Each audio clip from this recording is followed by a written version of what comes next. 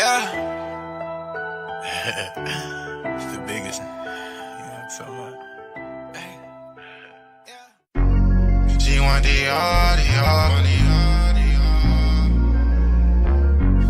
She want the Hey, what's up, y'all? I am your host, Izumi, and we are reporting live from Los Angeles, California, and we are on PIC TV Network on Roku TV. And if you're not tuning in right now, you better tune in because you do not want to miss the latest and hottest indie music videos, fashion, celebrity news, interviews, and so much more for you guys that we're going to bring a home for all indie artists and all genres of music. So we are the streets, we are the culture, and we are the content. Stay tuned, Roundtable TV.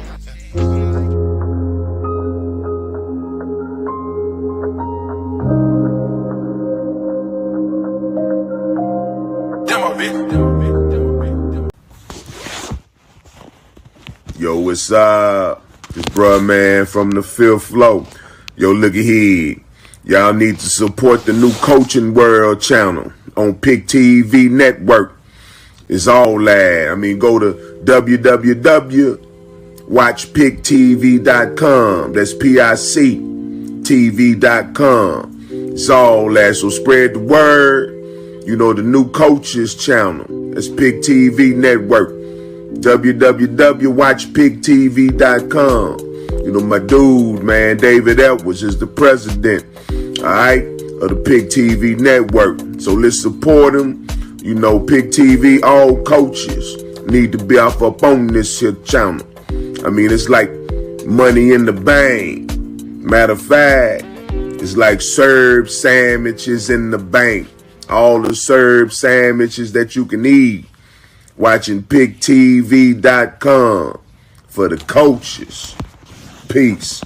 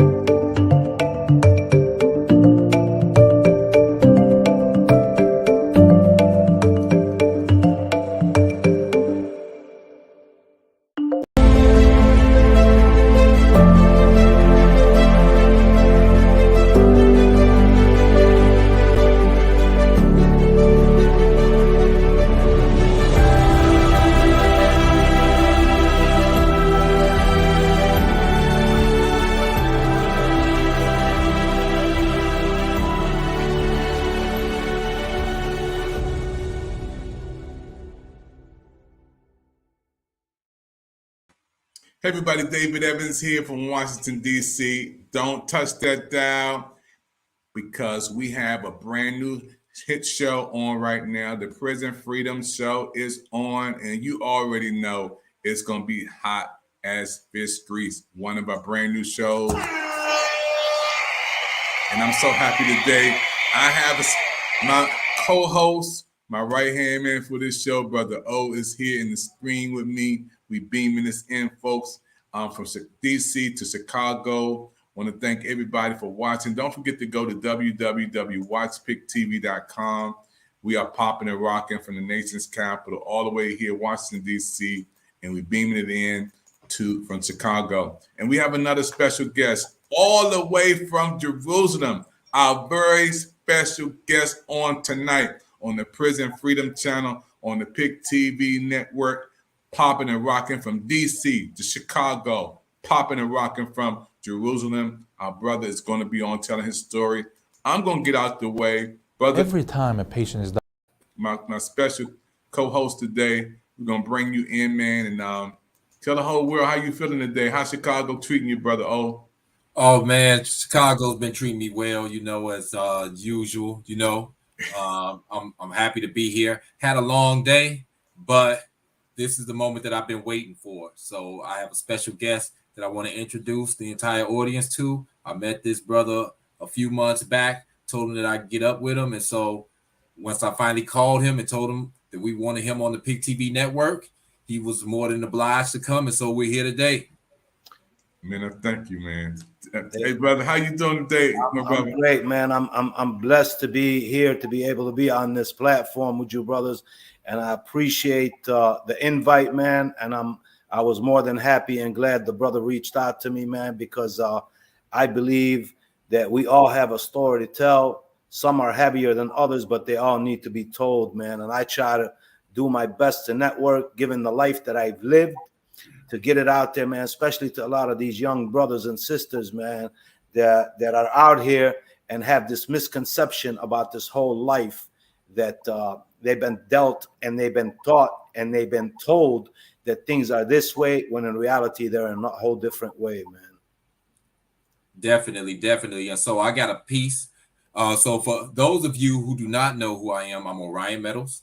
I am the business manager of this program, the Prison Freedom Show, and also I co-facilitate some of Hello America. Now, I'm an author, spoken word performance artist, and I have a piece that I would like to say right now that, hold on one moment.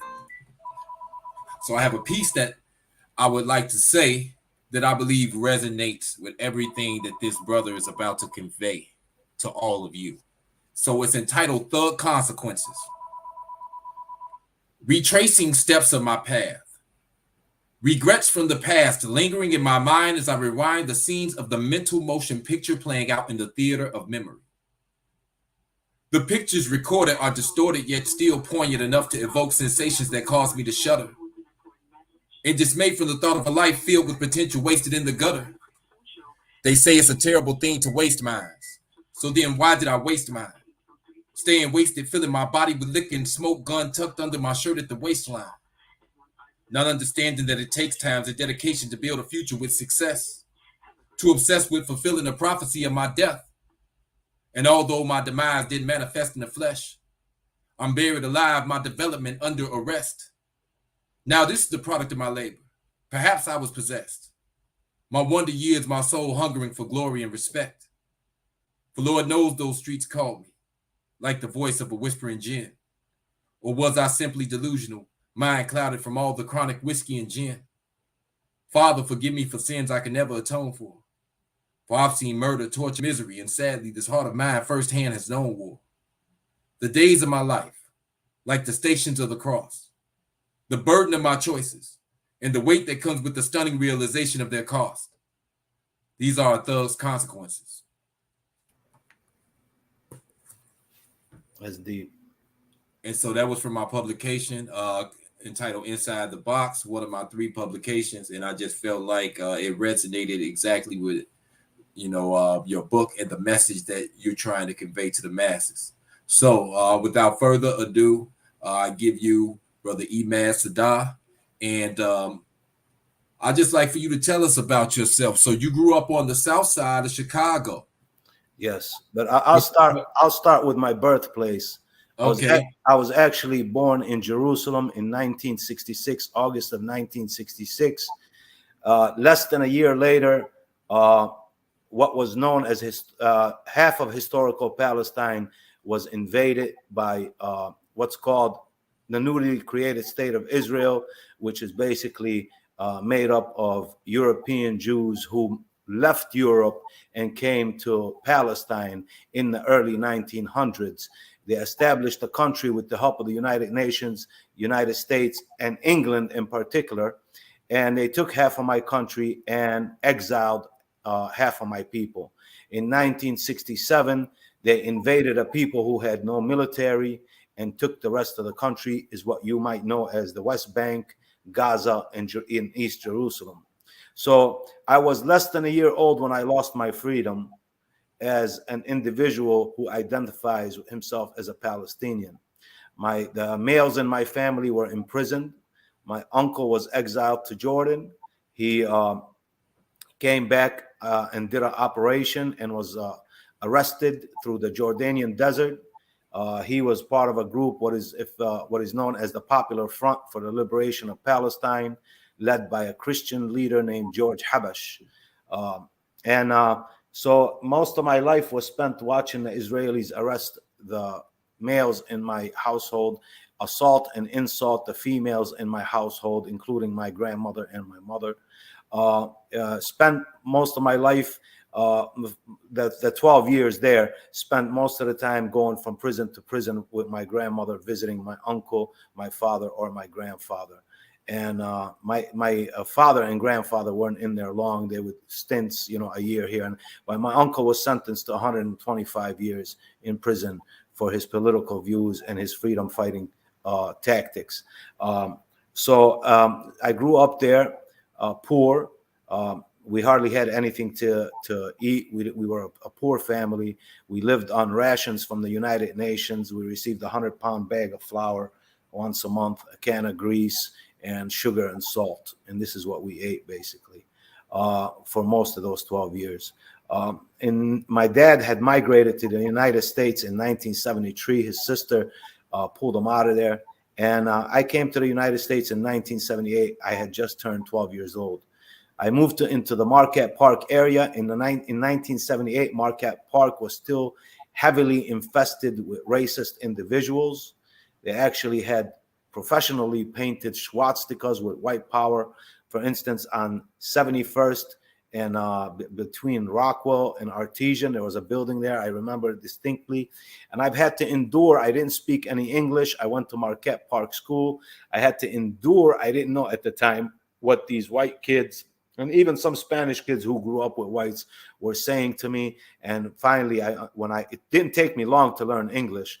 I realized they were calling me a camel jockey, a sand nigger, a towel head, and things like that. So I fought for that whole. They didn't understand that I was coming from a country that was fighting already, and we had to endure and deal with individuals who walked around with M16s and Uzis shooting at us. So to come here and have to deal with somebody who wants to be racist towards me, who doesn't have a Uzi and an M16, was an easy tactic for me. It was easy to deal with, and it was a fight for the whole year. And I probably, when I say I had 50 fights that year, I'm not exaggerating. It's probably more than that. Finally, we moved to the back of the yards, which you're familiar with. My father was a heavy-handed individual. He was a proud man, but he was heavy-handed. He beat up mom. He beat up the kids. Finally, I ran away from home, and I found refuge with the local gang who took care of me. Back then, things were different. Who took care of me like they were my brothers. Their moms were like my mom. Their fathers were like my father. They gave me shelter, food, and so on and so on. In 1985, I went to state prison. I got out in 1987. If you remember, 1987, the drug game was so heavy that, I tried to stay away from it, man. But I got out. One of my best friends who I left didn't have $5 in his pocket. We used to cruise all night, on $5 of gas and gather $5 just to get a nickel bag of weed to smoke some weed. He was basically almost a multi-millionaire. So he kind of invited me in. I rejected, and I already learned a trade in state prison. I became a body man, a certified body man, auto body man that I learned in prison, and I stayed with that. Finally, I fell to the game, man. There was so much money to be made that I fell to that game, and I probably became one of the biggest drug dealers in my area.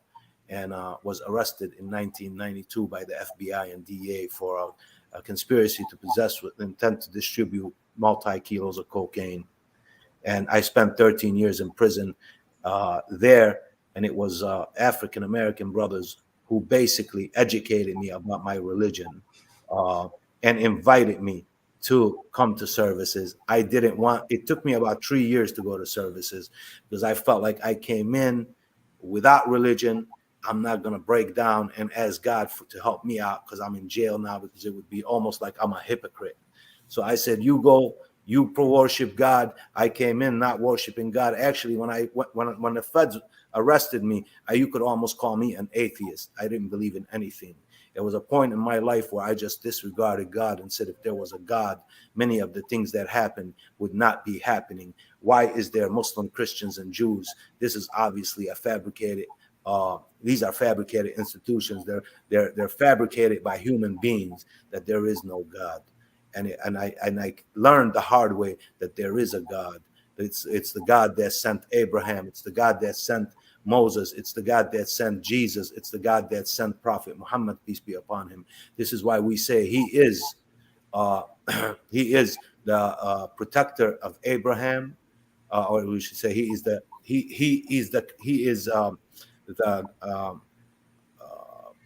I'm stumbling onto it, but we say he is the creator of Jesus and he is the guide of Muhammad, peace be upon him, and he is the friend of Abraham.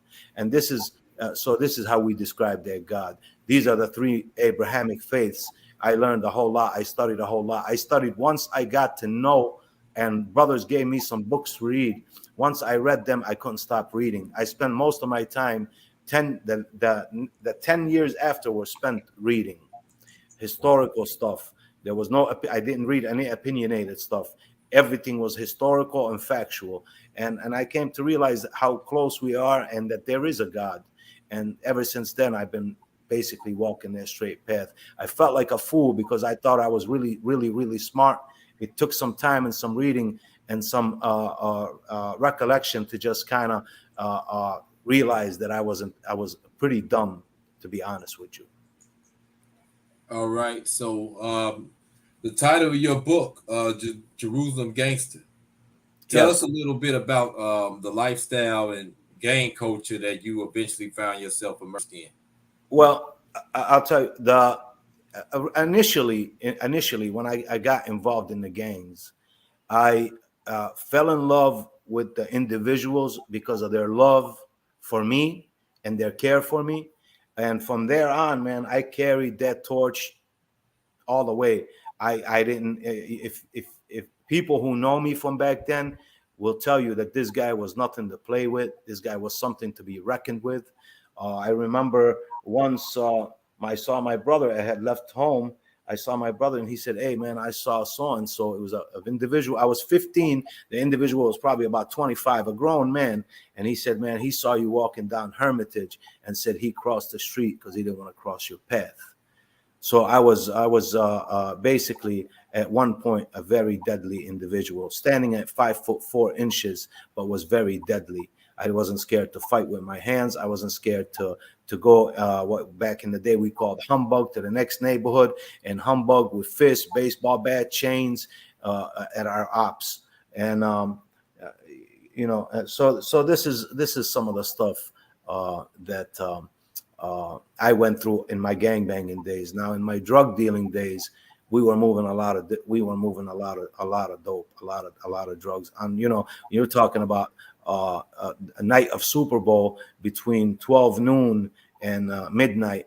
We'd probably clock in about 50 grand that day and shut it down a little bit after that. We played cautious. We had cars with traps in there. We didn't move anything that was sitting in the car out in the open. We tried to keep violence to its minimum, especially when you're doing that kind of business. You don't want to cause any more heat to yourself than necessary. So, when did you get released? From federal prison or state prison?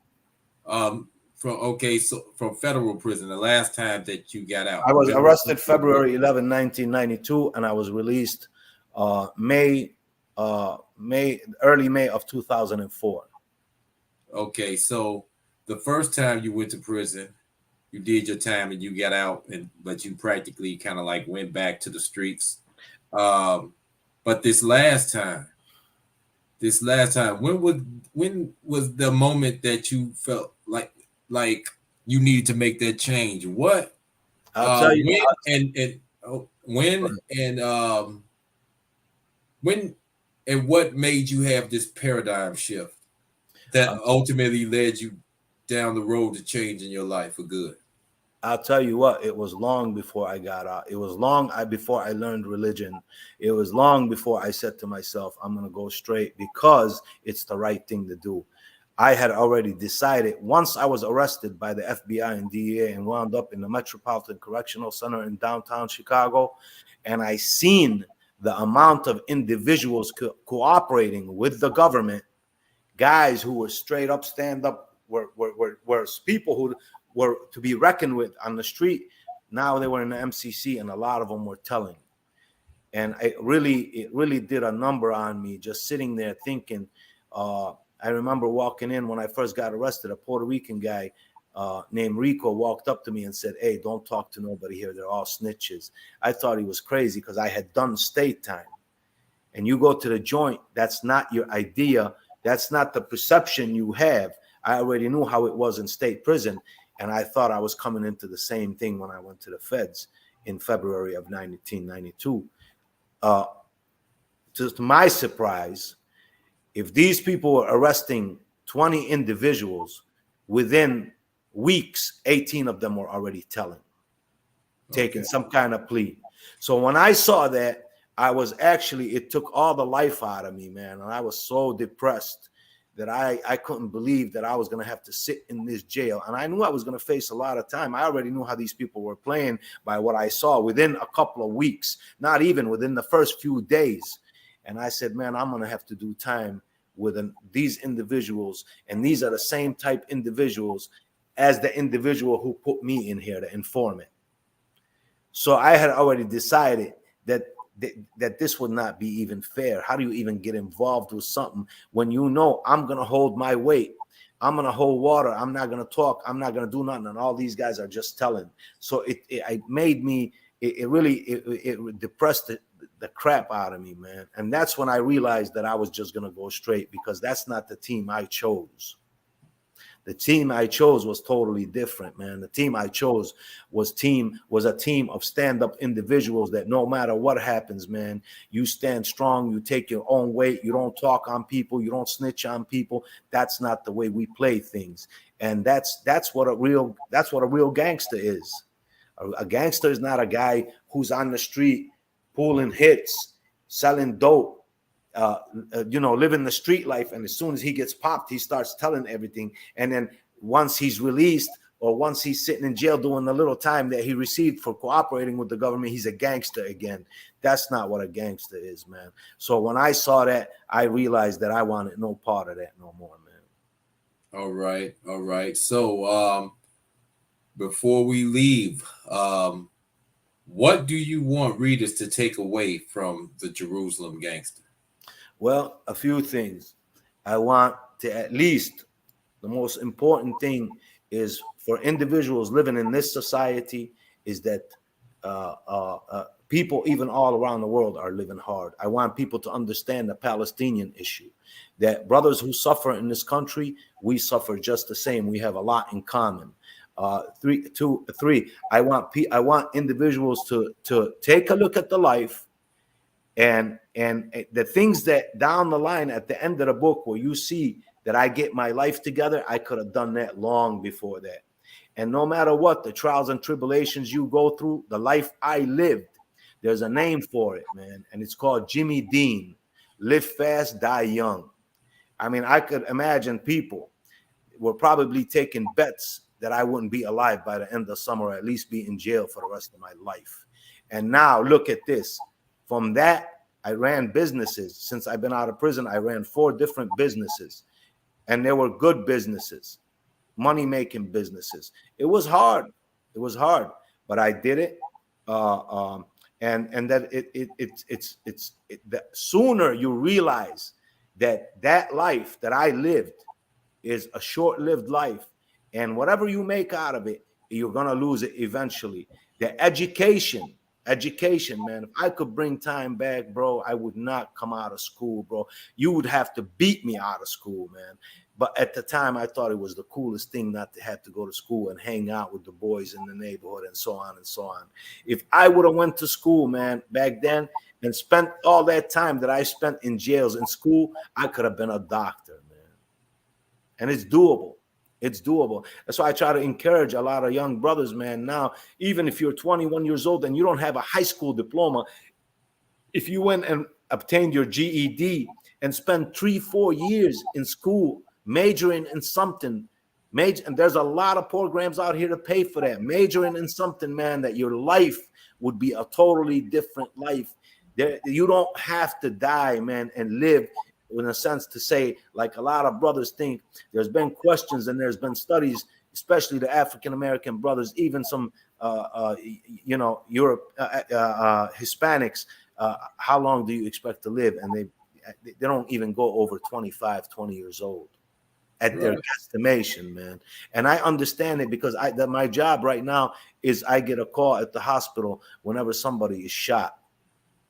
So I see how they come in, bro. And people are getting shot left and right.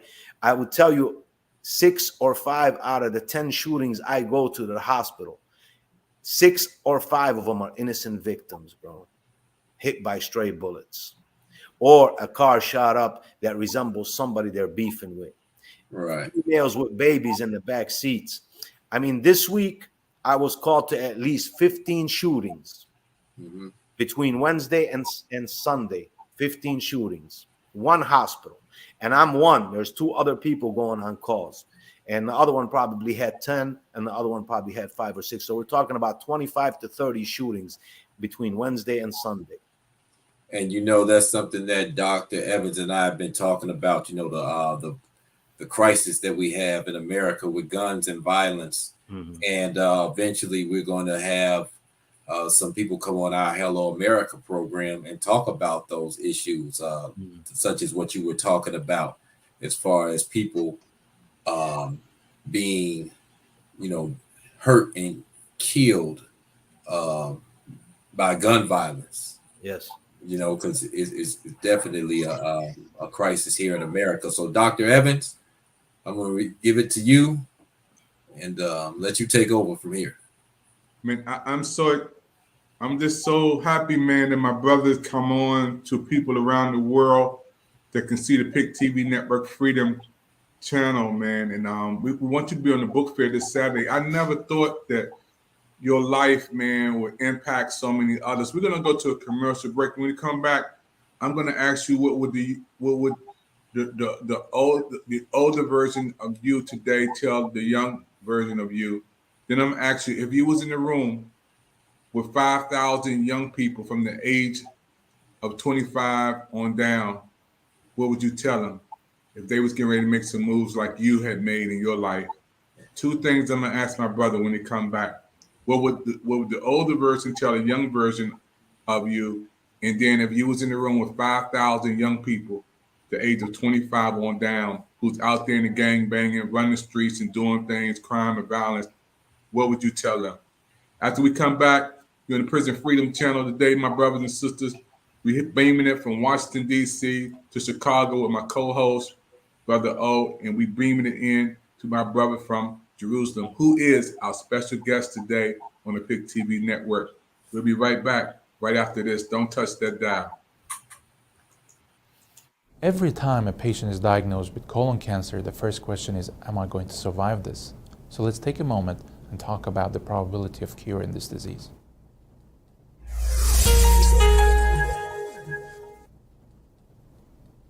Using multi-modality treatment, meaning combination of surgery with and without radiation and chemotherapy, we have significantly improved the outcomes and survival of patients with colon cancer through all the stages from 1 to 4.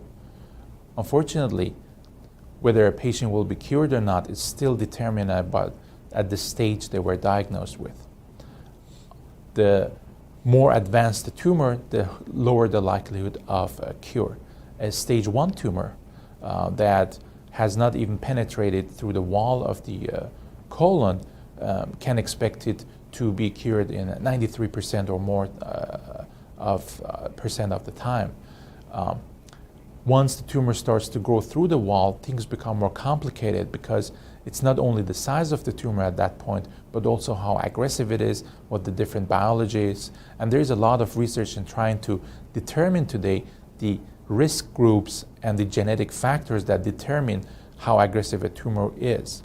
But for now, we have to go by what we have, and this is the size of the tumor and whether lymph nodes are involved or other organs are involved. So a stage 2 tumor, which would mean a tumor through the wall but not in the lymph nodes yet, can expect to be cured in anywhere between 75 to 85% of the time. And this is because there are small tumor cells that have already left that we might not see originally, so the tumor was a higher stage, or it's just a more aggressive tumor. In stage 3 disease, meaning the tumor has spread to the lymph nodes already. Unfortunately, these numbers drop significantly. Stage 3C, meaning more than 7 lymph nodes or very advanced primary tumor, the cure rates drop to 44% rate if you look at the patient populations. In stage 4 disease, the 5-year survival rate is quoted as around 8%, which means there is a subset that still might be cured using optimal treatment. All of these numbers are historical, and we hope that in 2013, combining chemotherapy in early stage disease, we might be able to achieve better results.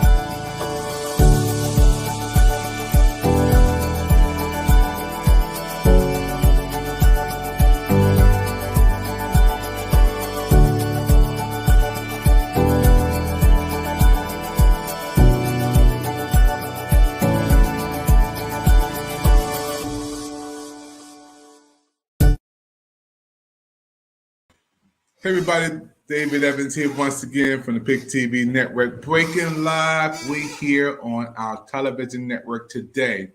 One of the hottest shows on the PIC TV network out of our 60 channels is the Prison Freedom Channel. And I'm so happy for our special guest today, who's beaming it in way from Jerusalem, where she grew up at, living now in Chicago. And I want to thank my co-host, my right-hand man, who is the face of the Prison Freedom Channel, Brother O. Brother O, I'm so happy, man, for you taking time out to get another special guest on.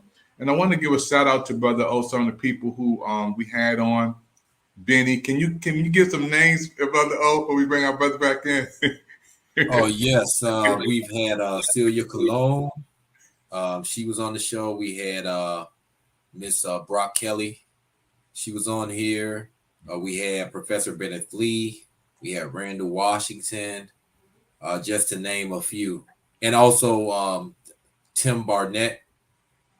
He was interim director of University Without Walls. At one time, he's no longer the interim director, but he is still a professor at Northeastern Illinois University, and he is still with the Prison and Neighborhoods Arts Education Project out of Northeastern Illinois University. So those are just a few people that we've had on the Prison Freedom program.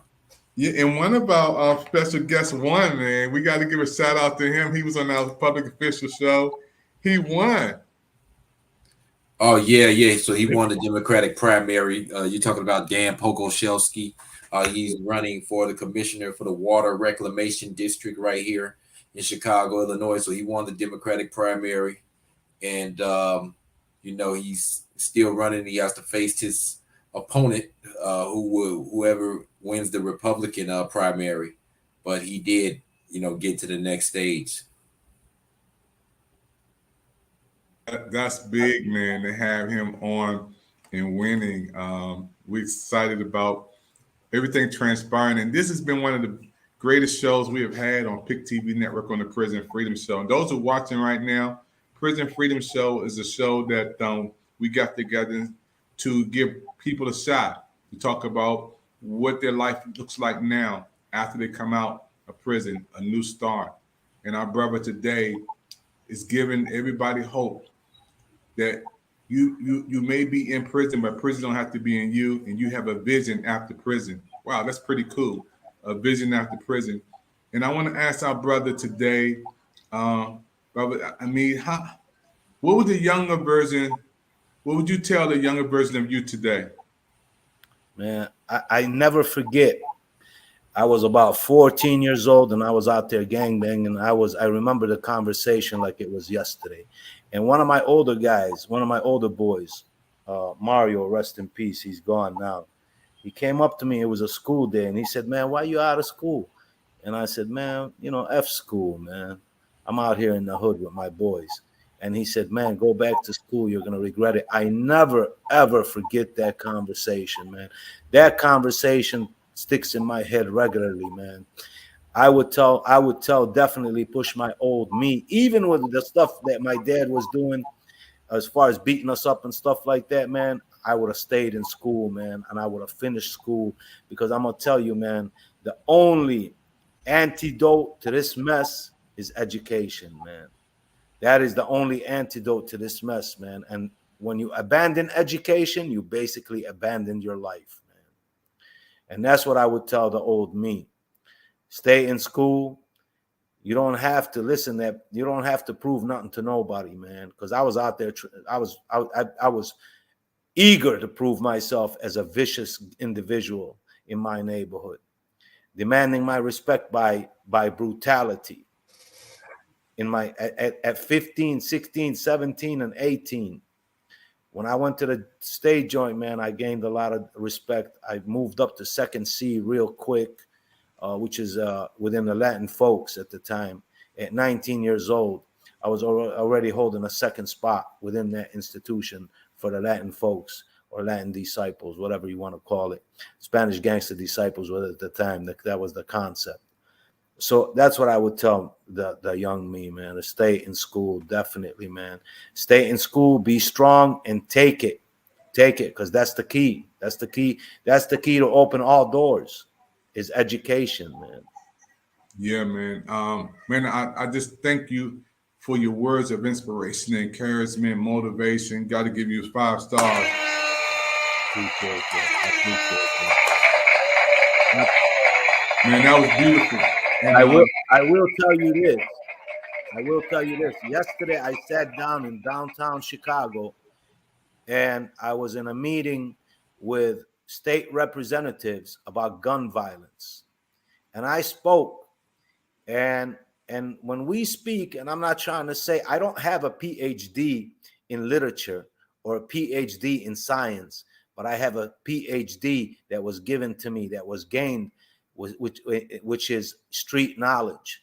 And when we speak, these individuals, their jaws dropped, and they were listening because of the what I had to say and what others had to say about the cure to this madness and to this sickness. And I will tell young brothers this: if you think it's gangster to shoot somebody and kill him, if that's gangster, then what is an individual who walks into a school and kills 15 people in one shot? How much of a gangster is he? If that's what makes a gangster, if that's what makes a thug by shooting an individual, then what is that individual? Should we consider him as a thug and a gangster because he shot 15 people in a school or in a mall or whatever the case may be? It don't make you gangster to pull the trigger and kill somebody. And I'm going to tell you, man, life is beautiful. Life is great. It doesn't have to be lived the way it's being lived in some of the disadvantaged communities. There are resources out here, man. I used to get upset at brothers in the joint, man, when something came up about something, a TV in the TV room. And I say, man, that's them white people shit. No, I used to tell them, bro, don't say that. That's not their shit, man. That's our shit. Our families pay taxes. We pay taxes. Every time you walk into a grocery store and buy a can of pop, you pay taxes. Oh, that's not them. Why are you legitimizing what they think about us, that this is their stuff? That's not their stuff. So there's a lot of resources out here to help young brothers, man, to help themselves, whether it's free schooling, free trade. You just got to reach out, man. I work with organizations in the city of Chicago that offer these things, man. But I understand why brothers are reluctant to get involved. See, because the disadvantaged community has been lied to and conned so much that we are to a point that anybody comes to us with anything good, we think it is a con. And I constantly have to tell dudes, man, I don't want no money from you. I'm not trying to sell you nothing. I'm not trying to get no money from you. I'm trying to help you so you help yourself and move on. And it's not far-fetched to have a house, a car, and a family in a decent neighborhood after you get your education and get you a decent job, because these people ain't scared of somebody with a gun. They have tanks, planes, machine guns, and everything else. They have armies, but they are terrified of an educated minority, whether it be a Hispanic, African American, Arab, whatever the case may be, man. And that's the key to everything, is education, man. And the strongest person is the one that holds his anger, man. Brothers are out here killing each other over just bumping into each other. If you bump somebody, you wind up getting killed, man. You're killing somebody because they bumped you, because they cut you off, because he said something to you, and said something to your sister or your girl or whatever the case may be, man. You take somebody's life like that, man.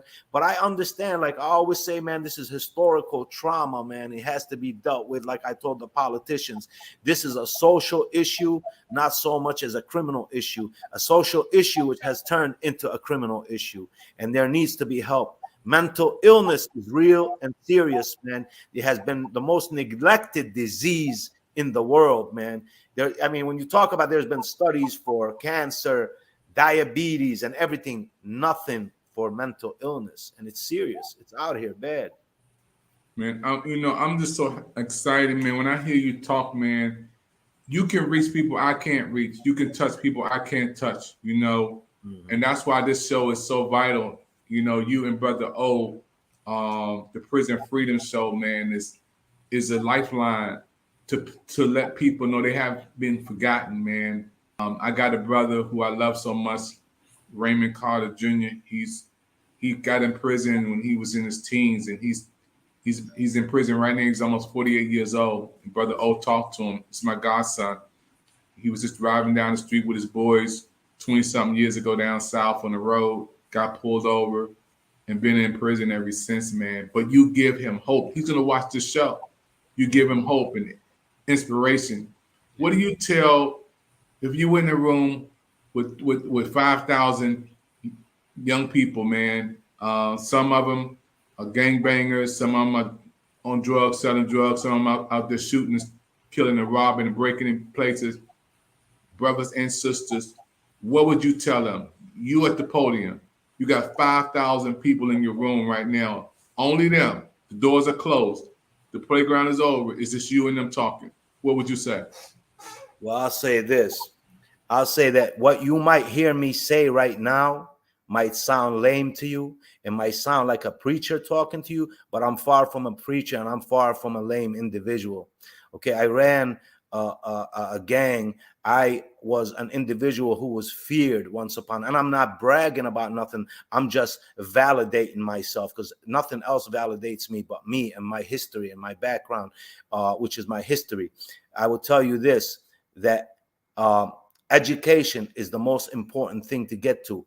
This is the path I walked, others have walked it with me, but those others, they're not here to talk about it. And I guarantee you, if they were asked, is it better to be alive or to be dead? The answer would be they would rather be alive and see their families and their nephews that they never met and never will meet.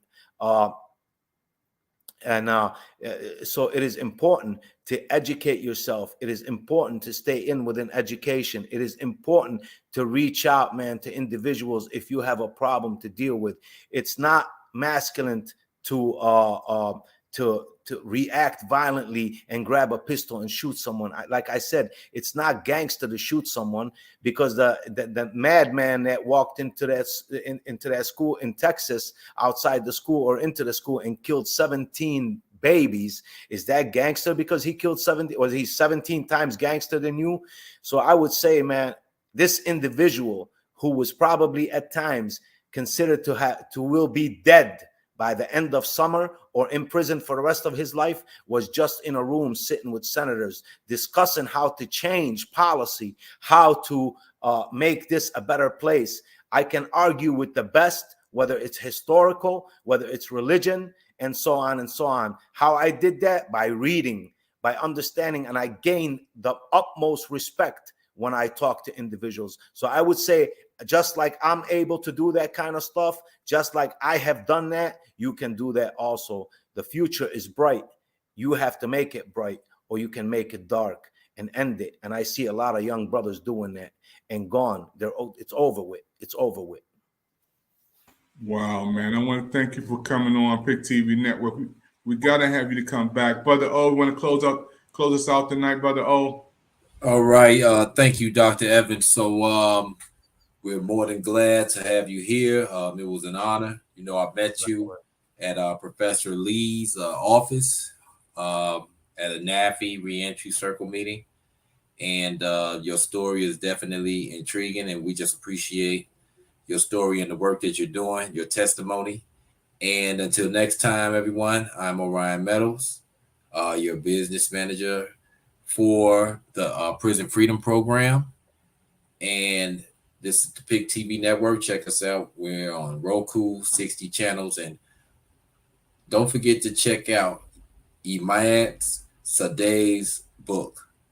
Please do not forget to check out his book, man. Read it. It's an interesting story. He's been through a lot, and you definitely won't be disappointed. I got the book myself. I read it, and there's just a lot of things in there about the world, about history, and about how different people struggle throughout the world. But it talks about the ability to be able to persevere and overcome. And even though people may make mistakes in life, they can still come out on top. And this is what has happened with this man right here. So until next time, we'll see you again on the Pick TV Network. I'm Orion Meadows. And for Dr. David Evans, we're out. Till next time. Everybody have a blessed day. Peace.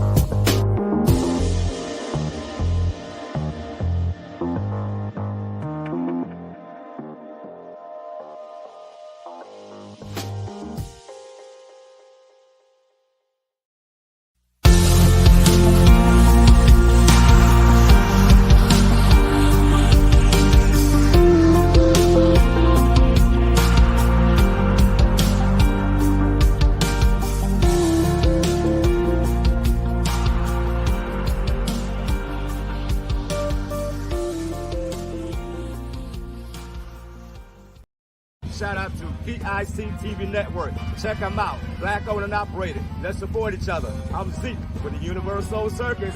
I'll be tuning in.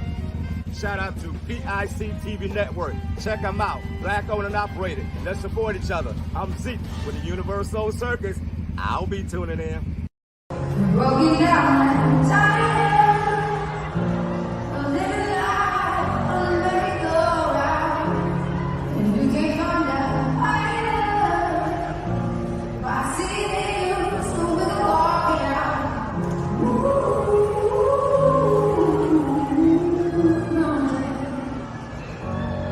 We go walking out.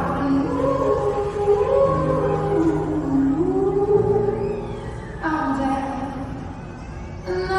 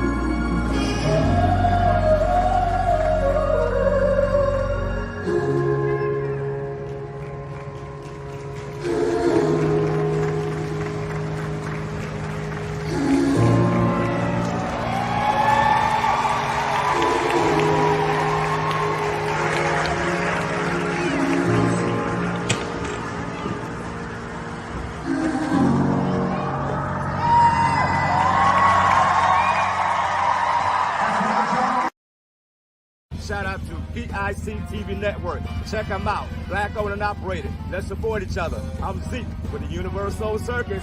I'll be tuning in. Shout out to PIC TV Network. Check them out. Black owned and operated. Let's support each other. I'm Zeke with the Universal Circus. I'll be tuning in. Yo, what's up? This bruh man from the fifth floor. Yo, look at here. Y'all need to support the new Coaching World channel on PIC TV Network. It's all that. I mean, go to www.watchpictv.com. That's PIC TV.com. It's all that. So spread the word. You know, the new Coaches channel. That's PIC TV Network. www.watchpictv.com. You know, my dude, man, David Edwards is the president, all right, of the PIC TV Network. So let's support him. You know, PIC TV, all coaches need to be off up on this here channel. I mean, it's like money in the bank. Matter of fact, it's like Serb sandwiches in the bank. All the Serb sandwiches that you can eat. Watching PICTV.com for the coaches. Peace.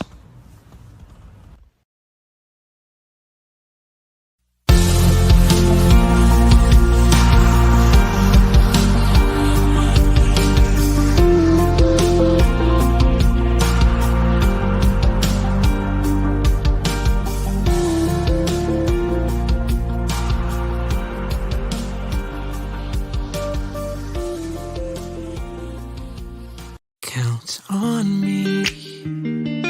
Don't be worried. Cast all your troubles away. Wherever you're going, just know that I'll be there. Count on me. Put on your smile. No need to frown, 'cause I'm here. Just look to me, and it will be alright. Just take a breath and look around, 'cause I have never ever let you down. My love for you will never fail. I'll be here forever. Count on me, put on your smile. No need to frown, 'cause I'm here. Just look to me,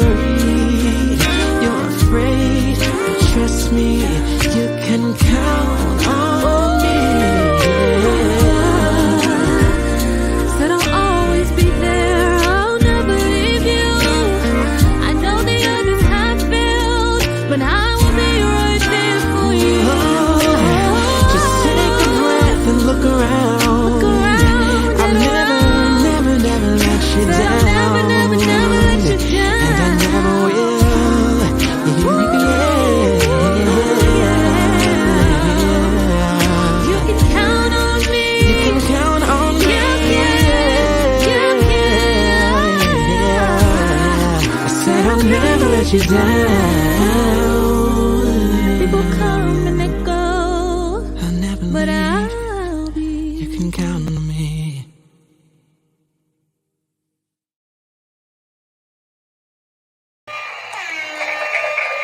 Everybody, this is David Evans from Pick TV Network. Listen, we are excited for all of you who've been watching our show today. The Prison Freedom Show was amazing. From Washington, D.C., all the way to Chicago with Brother O, my co-host, to Jerusalem. This is the first time we ever hit Jerusalem, which is amazing. My brother put it down. And you know, he talked about being in prison at a young age and coming out, now being productive in society and helping other folks. But all of you are like me. When he goes into those hospitals and see people shot up, 10 people per week and more, and a lot of them are innocent kids, people sitting in cars, he sees that.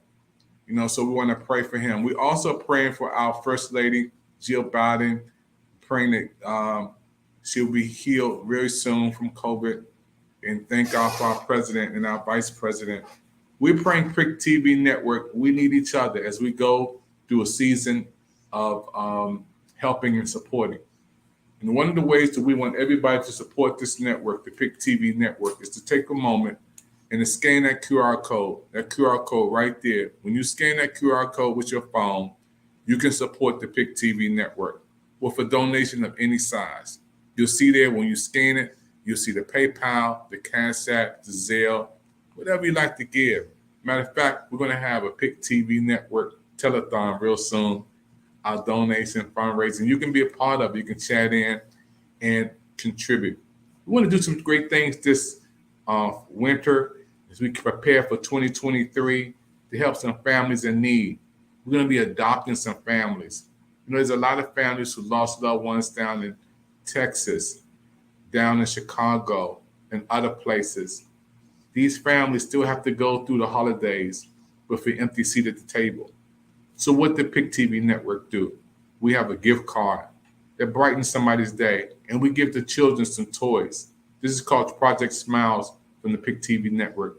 When I created Project Smiles, I was thinking about a family that will see a gift card in the mail and some toys for the kids during the holiday seasons to put a smile on their face.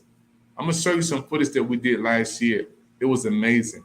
And some people we helped right here from the DMV. Yeah. And we took it right out of our own pockets. We helped people who are in need all the way to Zambia. We were giving over there to help people in the United States. And we want to try to do more this year, but we cannot do it alone. We need your help. We need your support. Take a moment, scan that QR code, Pick TV Network QR code right there. When you scan that QR code, you can contribute to help our television network grow and do some great things. As you just seen on TV just now, the Prison Freedom Channel. It's a television channel show only seen on the Pick TV Network. Our network created this television show just for you. And everybody who has a story coming out of prison, or some may be in prison, they still have a story. And that story needs to be told. And there's so many people going from the prison to the New Vision, like our brother who was just on from Jerusalem, talking about how he was in prison at a young age. 50 times a year he would be locked up. So many times he would get in fights. He would do so many things that were crazy. And he wasn't even planning to live to be 21 years old. He had such a rough life. But now he's giving back. He's out of prison. And guess what? He has a vision after prison. And now his vision is to be productive in society. He has a book out. He's doing great things. Our brothers all the way from Jerusalem to Chicago doing great things. And you know what? A lot of times, those you watching me right now, you may have a loved one in prison, but they can have a vision after prison and come out of prison and do something great. Yep. And this is what the Prison Freedom TV show is all about. Giving people a chance to showcase their talent, gifts, and abilities to the world. Yep. And they have a story to tell the repeat offenders have a story. The people who are going through have a story. From prison, freedom. It's called prison freedom because guess what? Just because behind bars, that don't mean the bars have to be inside them. Just because they're looking inside, that don't mean they can't look outside.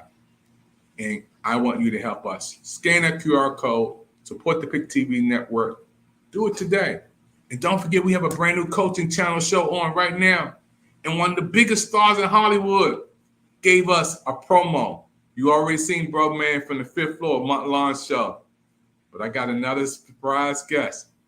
You are going to be amazed at this Hollywood star.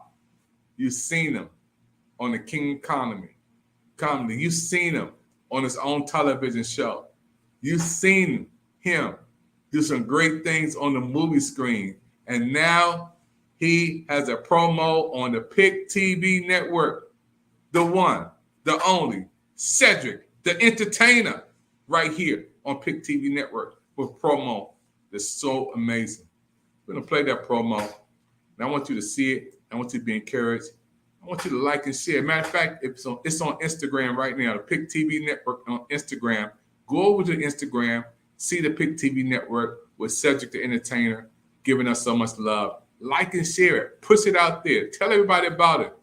This is big for our network, folks. My name is David Evans, your president of PIC TV network.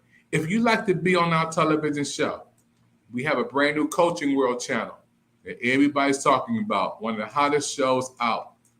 And I want to say congratulations to the PIC TV network new Coaching World channel that's on right now. You want to be on our Coaching World channel. Our Coaching World channel is a brand new channel, again, hot off the press on the PIC TV network, and you can be a part of our Coaching World channel. Congratulations to the PIC TV network Coaches World channel. You can be on this brand new channel. All you have to do is to call 202-505-2837. That's a brand new show. Hot, breaking live on the PIC TV network. I want you to be a part of it. And I can't wait to show you this commercial from the one, the only, King of Comedy. One and only. Has his own show. You've seen him on all shows and programs. One of the biggest stars in Hollywood gave PIC TV network this big commercial of the year. Cedric, the entertainer. That is huge for PIC TV. Hey, I want to say thank you for your time, folks. My name is David Evans. And don't forget, tell somebody about PIC TV network. Our network is on Roku right now, coming your way. Thank you for your time. Keep on looking up because the best is yet to come. Check this out from Hollywood. It's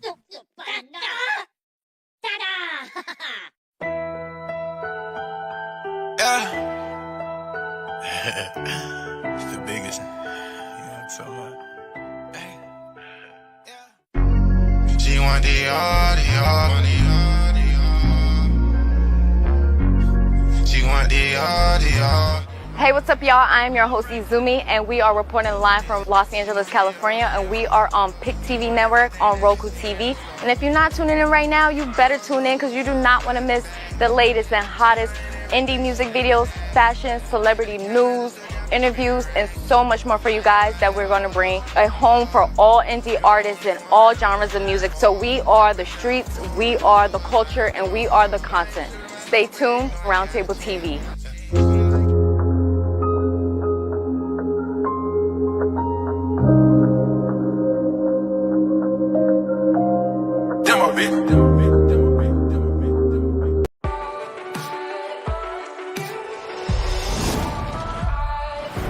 Tonight is movie night. Fascinating. Target acquired. In here, the party never stops.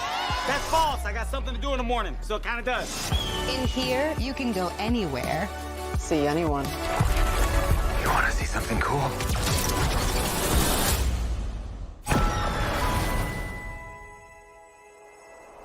You knew how to get into my dad's garage. Take it easy. We have the same scar. Right here. And you're wearing my dad's watch. You're me. There once was. Where are you going?